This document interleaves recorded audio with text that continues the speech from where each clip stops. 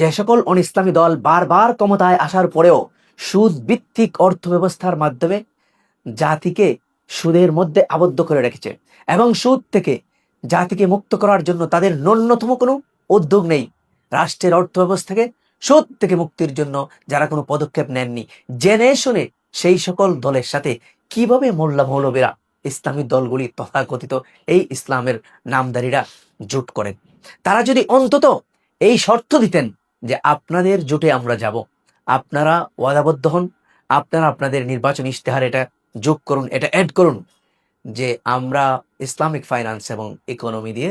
রাষ্ট্র পরিচালনা করব, আমরা সুদ থেকে জাতিকে মুক্ত করব, আমরা সংবিধানে যত ইসলাম বিরোধী ধারা আছে সেগুলোকে বিলুপ্ত করব, আমরা এদেশের আইন আদালতে ইসলামের বিকল্প হিসাবে ইসলাম বিরোধী যত ধারা আছে সেগুলোকে বাতিল করব, অন্তত সুদ থেকে জাতিকে মুক্ত করবেন, এই শর্ত দিয়ে যদি আপনারা জুটে আসতেন তাইলে কিয়ামতের দিন আল্লাহর কাছে জবাব দেওয়া লাগতো। আর না হলে শুধুমাত্র এই একটা পাপ, যারা সুদ দিয়ে, সুদ ভিত্তিক অর্থ ব্যবস্থা দিয়ে রাষ্ট্র পরিচালনা করে, মদের লাইসেন্স যারা দেয়, কিয়ামতের দিন যখন আপনাদেরকে প্রশ্ন করা হবে যে আপনারা জানতেন এরা সুদ ভিত্তিক অর্থ ব্যবস্থা দিয়ে,